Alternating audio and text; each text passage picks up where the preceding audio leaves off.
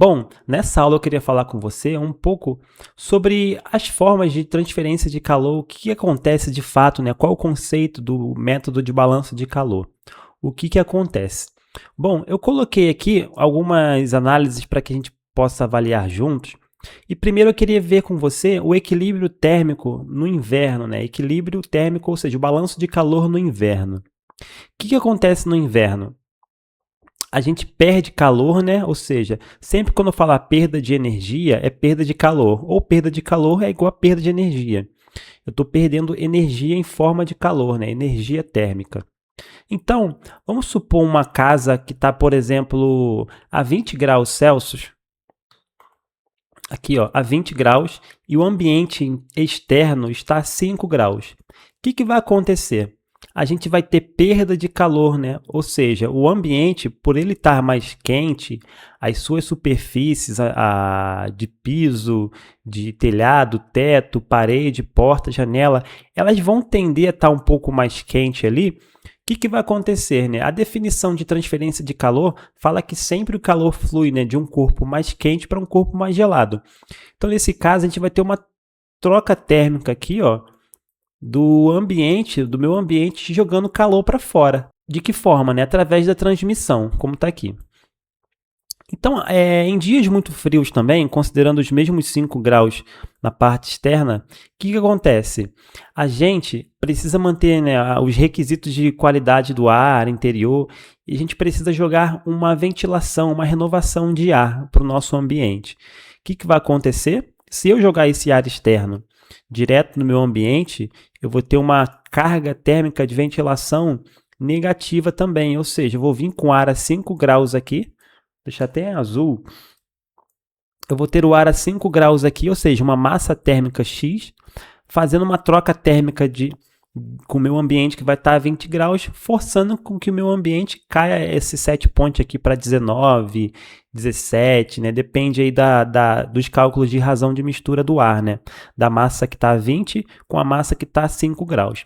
Então, é uma outra forma de perda de energia, né, do nosso ambiente. Ou seja, ele transfere energia para o ar que está entrando, né? E uma outra forma também é por infiltração.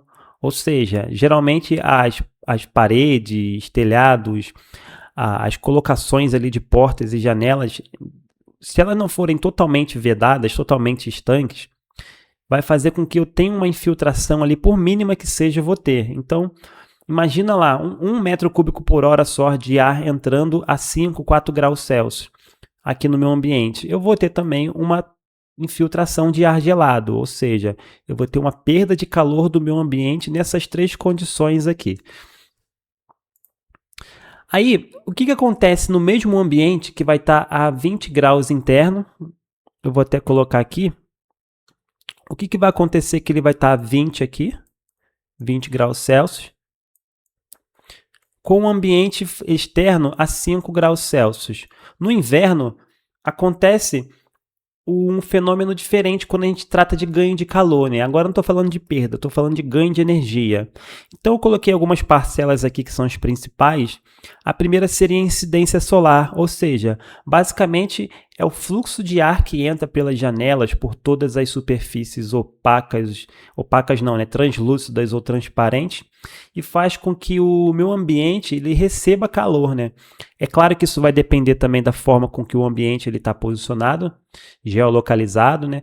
Em relação à orientação dele, tamanhos das janelas, mas eu considerei uma flecha de luz, perdão, entrando no meu ambiente, eu vou ter uma incidência solar direta e vai fazer com que o meu ambiente ele tenda, né, a receber uma parcela de calor para ajudar ali, né? Lembrando que está 5 graus de frio aqui fora, como no nosso exemplo.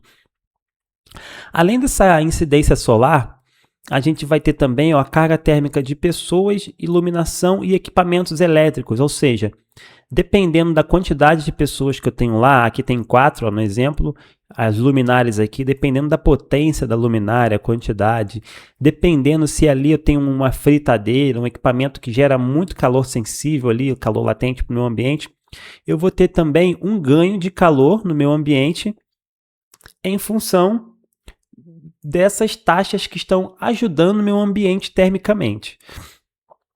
E também existem outras formas aí, tá, de transferência de calor, como partições de piso, de forro. Não vou entrar muito em detalhe, mas basicamente a gente pode considerar aqui para o nosso exemplo que nós teríamos cargas solares, cargas internas e cargas de aquecimento.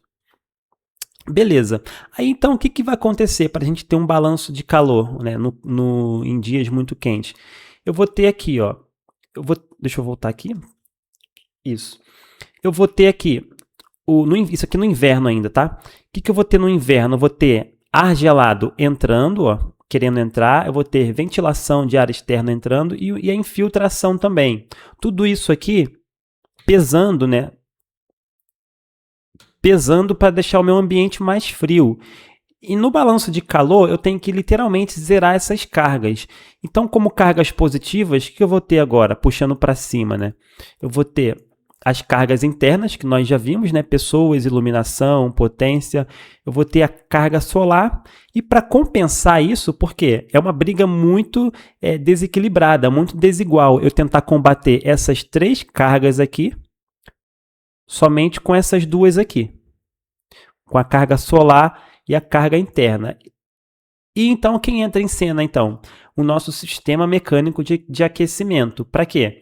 Para ele poder balancear o meu sistema, ou seja, eu vou ter como cargas de calor aquecimento, calor solar e interna. E do outro lado, infiltração, ventilação e transmissão de calor, né, por paredes e as superfícies. Aí aqui mostra um pouco do gráfico do que estaria acontecendo, né? Geralmente, por transmissão, são cargas muito altas mesmo, né? Tanto em frio quanto em calor. Nós temos valores muito altos. Eu tentei colocar proporcionalmente aqui para ficar didático. Então, você tem uma taxa muito alta de transmissão para o nosso ambiente. O que vai acontecer? A sua carga de aquecimento vai precisar ser alta também. Porque imagina, se você não tivesse transmissão, se o seu ambiente estivesse utilizando coeficientes U, né, de transferência muito bom, né, que ajudam na transferência de calor, né, o que aconteceria? Essa taxa de transmissão aqui, ela não existiria e a sua carga térmica ela estaria aqui, ó, nessa faixa aqui. Ou seja, você ainda ia ter o ganho solar, ia ter a carga de calor interno, só que o seu sistema de aquecimento, ele ia precisar ser muito menor, tá vendo? Para equilibrar essa briga injusta. Ele não precisaria ir lá em cima para brigar, não. Ele teria mais baixo aqui. Isso aqui vai ficar mais visível em slides futuros. Então aqui, ó, em dia normal, sem isolamento, o que a gente vai ter? A gente vai ter uma taxa muito alta de transmissão de calor. Isso vai fazer com que o meu sistema de aquecimento ele seja alto também. Num dia normal com isolamento, o que acontece? A minha transmissão de calor ela é menor. Ou seja, foi o que eu falei. A minha necessidade de eu estar aquecendo esse ambiente reduz também drasticamente. E num dia nublado, o que vai acontecer? Vamos supor que nesse dia aqui não tem um sol. Agora olhando aqui, se você perceber, eu não tenho sol. Aqui eu tinha um dia normal com isolamento. Aí num dia nublado, não está chovendo, mas também não tem sol. O que acontece? A minha parcela de sol aqui sai para aquecimento do meu ambiente, ou seja, o meu sistema de aquecimento ele precisa trabalhar mais ainda, porque ele vai ter somente para ajudar ele cargas internas. Enquanto do outro lado eu vou ter transmissão, o frio querendo entrar no meu ambiente de qualquer jeito, a ventilação do meu ar externo, isso aqui esse ar externo pode ser entrado no próprio equipamento para ser tratado na serpentina, enfim, mas não vem ao caso aqui para esse exemplo. E eu vou ter minha infiltração. Então você percebe que esse conceito aqui ele é muito utilizado, é chamado de créditos de carga. A Autodesk ela fala para ser utilizado com moderação isso. Por quê? Se eu utilizar, por exemplo, vou falar aqui que eu tenho isso aqui de carga que está entrando no meu ambiente, que está, enfim, de carga de aquecimento, ou seja, eu precisaria aquecer tudo isso aqui. Aí se eu contar que no dia vai ter sol e vai ter essa carga interna aqui, se eu colocar isso aqui como uma verdade imutável no meu cálculo, eu posso me dar mal, porque num dia que não vai ter sol, num dia nublado, por exemplo, como aqui, eu não vou ter essa carga aqui de aquecimento, e num dia também que eu calculei para ter 10 pessoas, eu tenho 2, eu não vou ter essa carga também, ou seja, o meu sistema de aquecimento, ele teria que atuar quase que sozinho aqui.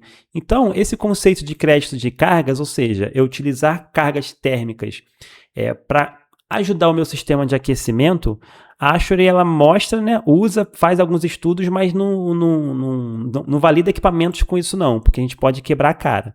Essas cargas aí que a gente está considerando que vão ajudar a gente a todo momento, em situações elas podem não estar lá e o nosso sistema de aquecimento não vai funcionar para manter as condições que nós setamos no set point. Tudo bem? Bom, nós vamos continuar vendo algum desses conceitos na próxima aula, então até lá.